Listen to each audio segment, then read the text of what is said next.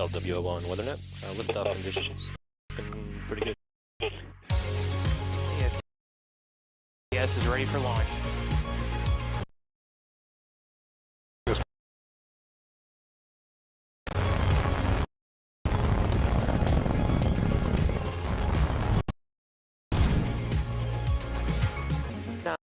Nine, 8, 6, 3, 2, 1.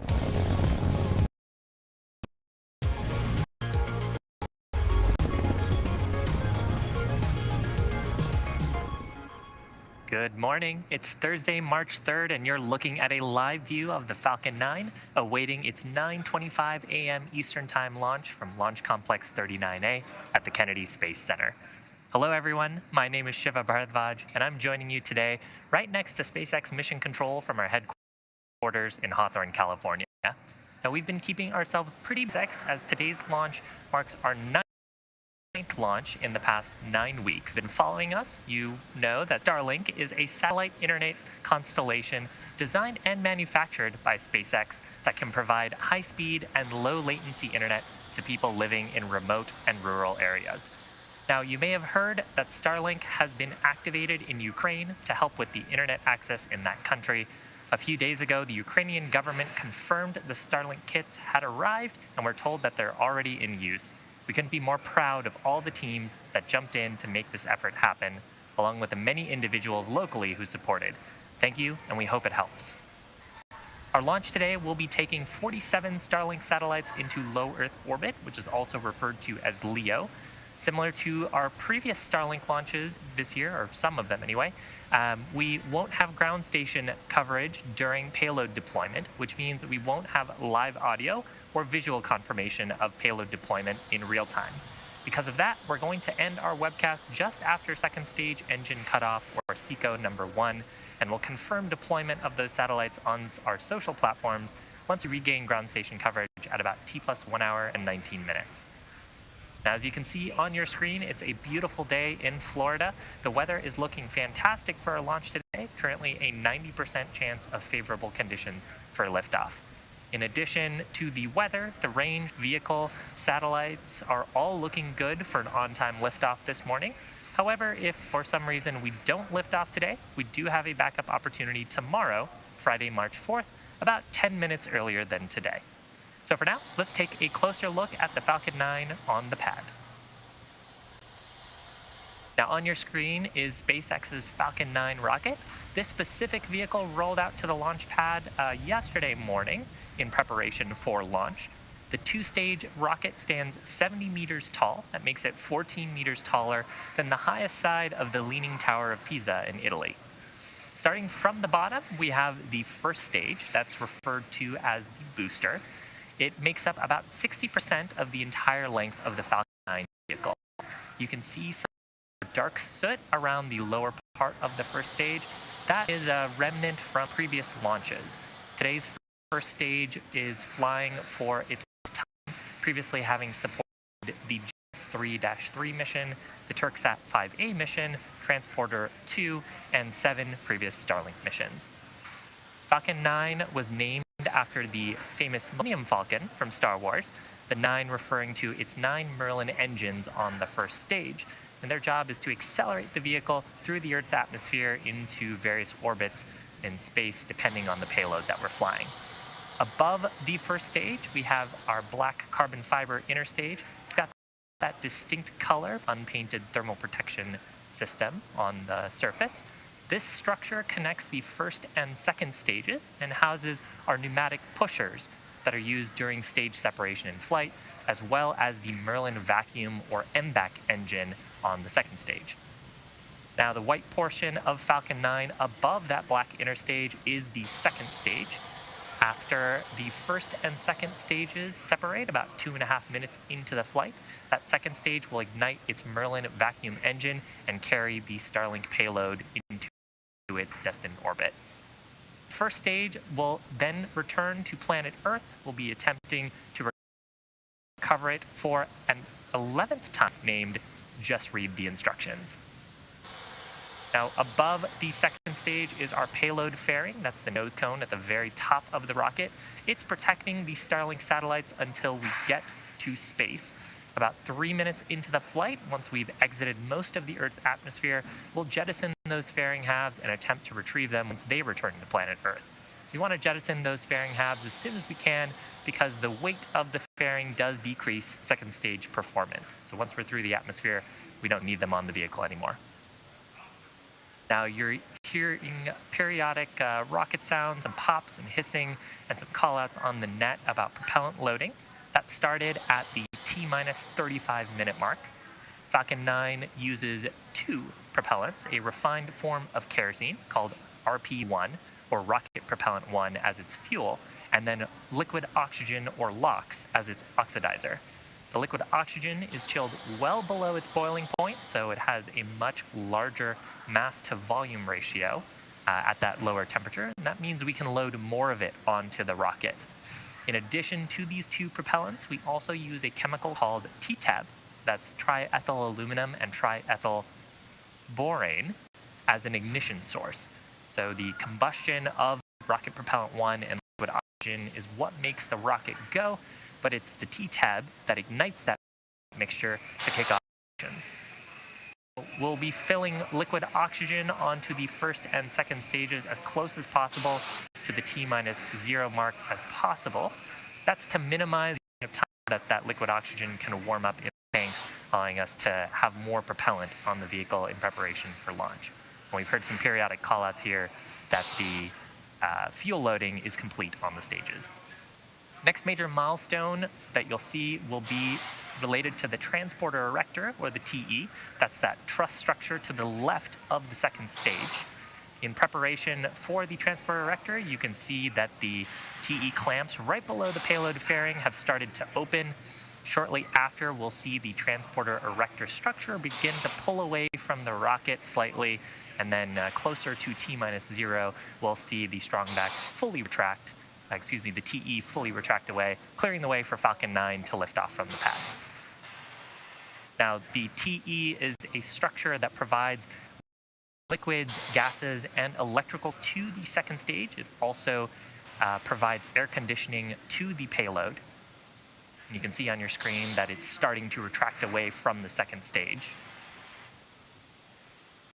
Now, at this point in the mission, the first and second stages are almost completely loaded with propellants. Fuel loading is complete.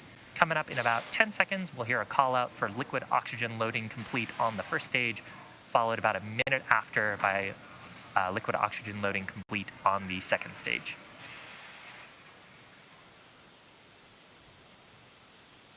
Speaking of that liquid oxygen, you're seeing some gassy clouds around the vehicle. Those are actually caused by that liquid oxygen.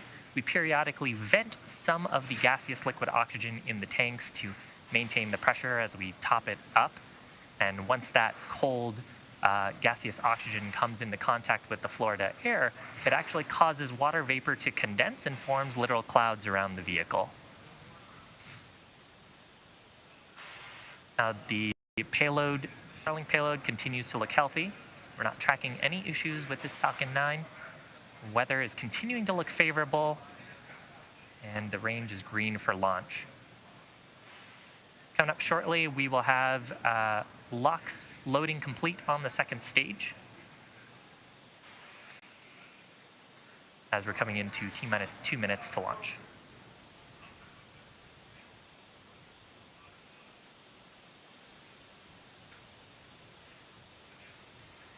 Now, shortly after LOX loading completes on the second stage, we will also see venting from the transporter erector. Call it there, indicating that propellant loading is complete in preparation for today's launch. Now, there's that venting from the transporter erector. As I mentioned earlier, it provides fluids and gases to the vehicle. So as we're preparing for launch, we clear out those gases from the transporter erector. In about 15 seconds, Falcon 9 will transition to internal control by its autonomous flight computers, referred to as startup. So from there, that means that the flight computers are in control of the launch countdown through the rest of the mission. And then shortly after. Falcon 9 is in startup. So with that, Falcon 9's autonomous flight computers in control, just awaiting final pull from the launch director.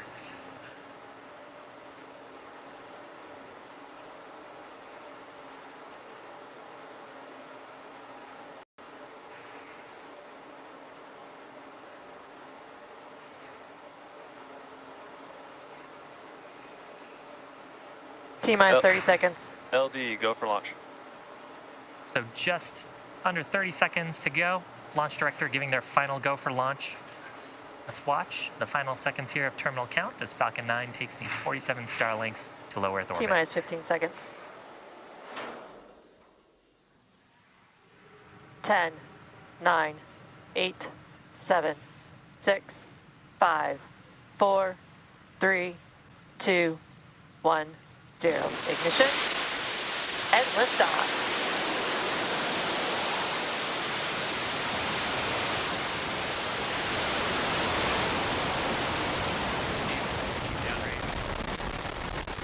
Chamber pictures, Tom.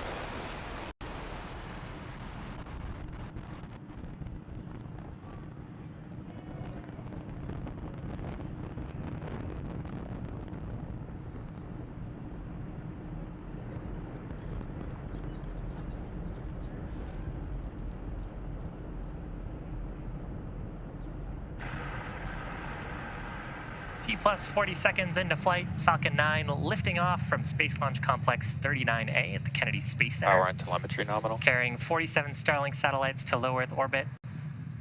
Now, we just throttled down the Merlin 1D engines in preparation for max Q. That's the point of maximum aerodynamic pressure. Falcon 9 is supersonic. That's the point when the combination of the velocity of the vehicle and the density of the Earth's atmosphere put the highest stresses on the vehicle.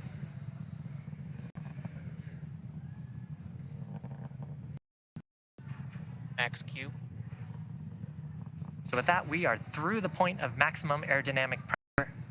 Stresses on the vehicle will continue to decrease as we continue up to orbit. We've got 3 events happening in quick succession. First of those will be main engine cutoff, or MECO, followed by stage separation, and second engine start number 1, or SES-1. Main engine cutoff, 9 of the Merlin 1D engines will shut down to slow down the vehicle in preparation for stage separation. That's where the first and second stages will separate using those pneumatic mechanisms in the interstage. Right after stage separation, the first stage will be making its way back to Earth for landing. And we will be attempting to recover the first stage today on a drone ship stationed out in the Atlantic named Just Read the Instructions. Vehicle is following a nominal trajectory. Now, while that's happening, stage 2 will continue on its journey with the third event. That's second engine start number 1, or SES-1. They'll start its Merlin vacuum engine and take those Starlink satellites to orbit.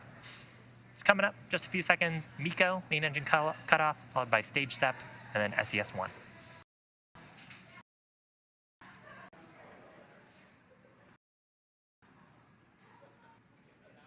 MECO. Stage separation confirmed.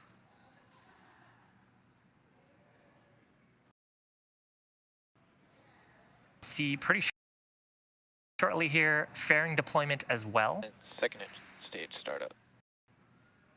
Fairing separation confirmed. So there on the right-hand side of your screen, it's seeing space for the first time. There's a shot of the Merlin vacuum. You can actually see the fairing halves heading back to planet Earth. On the left-hand side of your screen, you can see the first stage deploying its grid fins. Need to follow nominal trajectories. Just a quick note on the fairing halves today. One of those is flying for its 3rd time. The other is flying for its 4th. And we will be attempting to halves today using our recovery vessel named Bob. Now, stage 2 is continuing to its target orbit. The first stage, which you can see on your left-hand side, has a couple of burns to make before it can make its way back to planet Earth. First of those is the entry burn. It'll ignite 3 of its Merlin 1D engines to slow down as it re-enters the upper part of the Earth's atmosphere. And then the second burn happens much that first stage. It'll ignite just its single center Merlin engine for the landing burn. And that brings the vehicle speed rapidly down to 0, so we can have a soft touchdown. Right-hand side of your screen, you can see the Merlin vacuum engine on the second stage with some shots signal of Earth behind us, glowing that orange color. The second stage engine will continue to burn until about T+8 minutes, so it's got a few minutes to go here. Just joining us, we had successful liftoff at 9:25 a.m. Eastern Time from the Kennedy Space Center, Space Launch Complex 39A. On the left-hand side of your screen is a live view of the first stage with its grid fins extended, preparing for its next major event, which is the entry burn. It's making its way to a drone ship stationed in the Atlantic named Just Read the Instructions, targeting its 11th landing. On the right-hand side of your screen is the second stage, carrying 47 Starlink satellites into an intended drop-off orbit. Now, those Merlin engines on the stages, on the first stage, are actually optimized for sea level.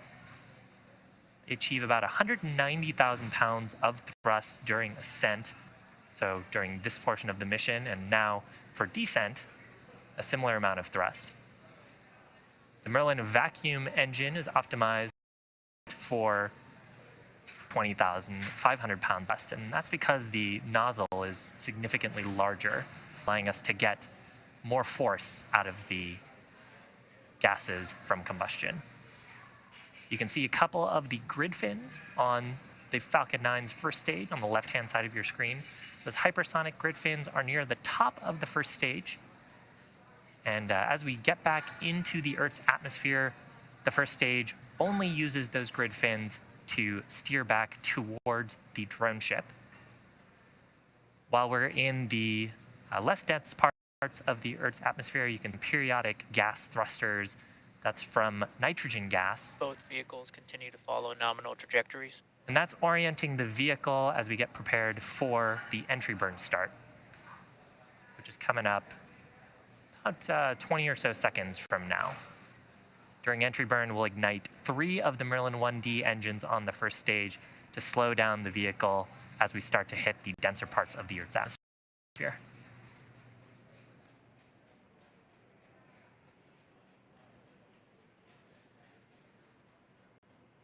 Stage 1, entry burn, startup. Stage 1 FTS is safe. So confirmation of entry burn startup. Stage 2 FTS is safe. This burn lasting just about 20 seconds. You can see rapidly reducing the velocity of the first stage.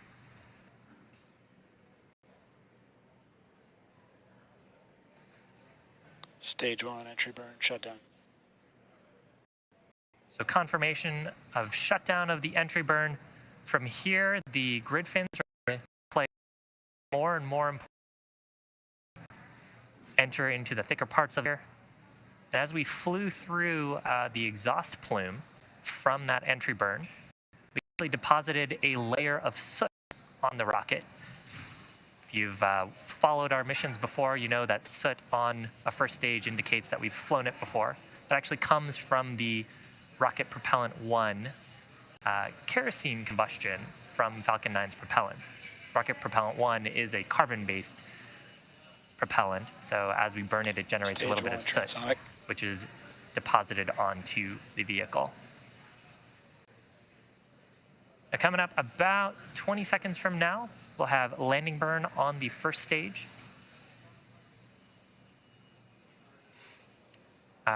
We may not have video confirmation of that part of the mission, so I'll try to give callouts if I can hear them on the nets.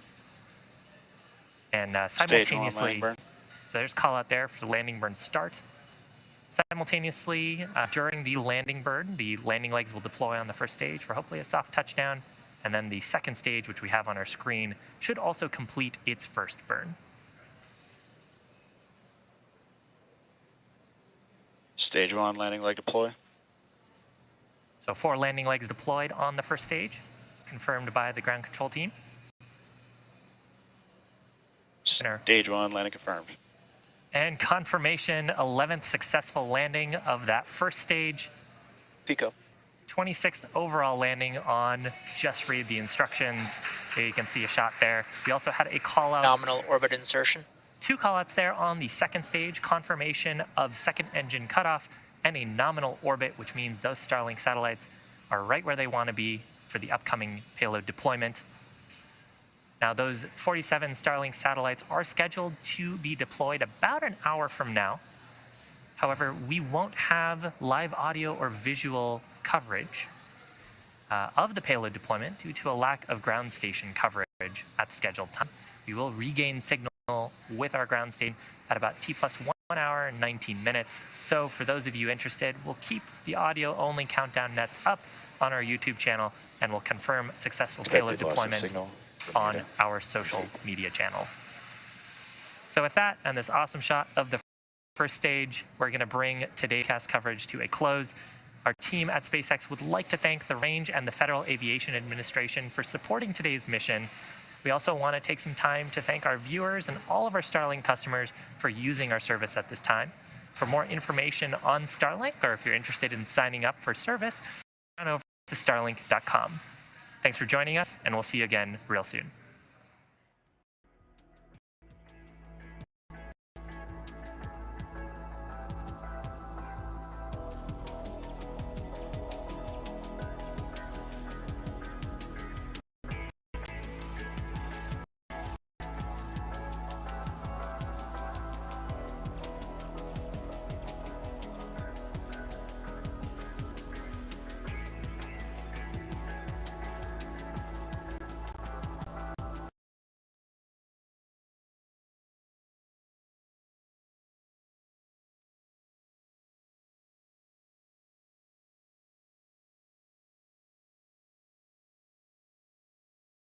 Yeah, thanks so much for thanks so much for having me, and sure wish it would happen down here in Boca Chica soon. Well, I think there are plans for that, yes. Also with us in the background, pulling all the levers, making sure everything works, Michael Baylor. Thanks, Michael, for being here. And I was your host for today. My name is Adrian Bile. And yeah, that's the mission for today. Thanks for being with us for this cool launch, and we all see you next time. Bye-bye.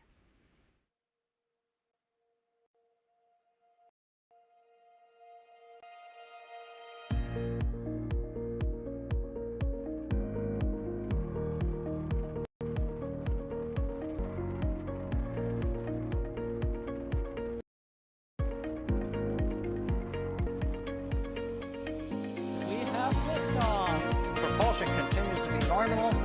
The chamber pressure looks good. Doubling up. Water towers can fly! Yes! Tango Delta nominal.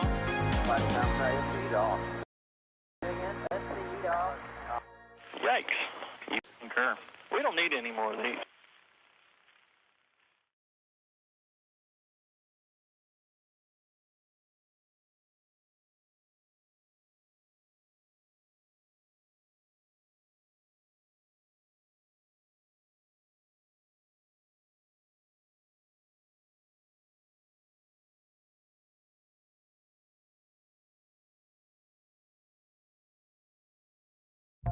Grammarly can help you write quickly. You never have to slow down at work. And corrections make your writing mistake-free, while keeping it short, sweet, and fitting in tone. Join more than 20 million people who use Grammarly to write better every day. Go to Grammarly.com to download.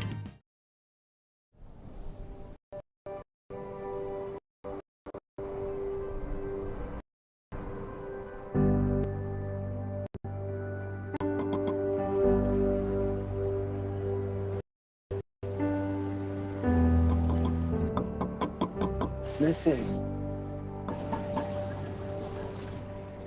It's encantado. Você aceita meu desafio? Aceita mi reto? Do it. Hey, ¿Acepta mi reto? Yes. Okay. Okay.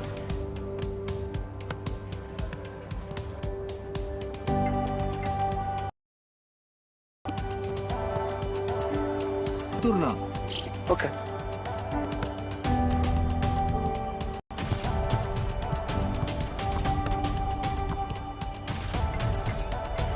Yeah, one more. Yes, yes.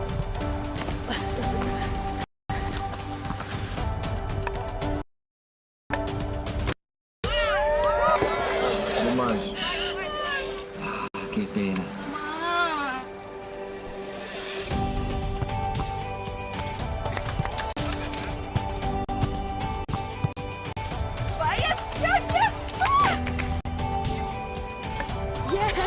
Bravo. Muy bien. Ei, parabéns, conseguiu.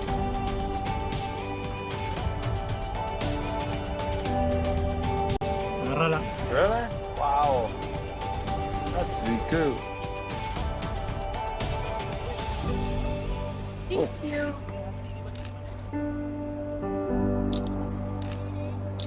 Nice.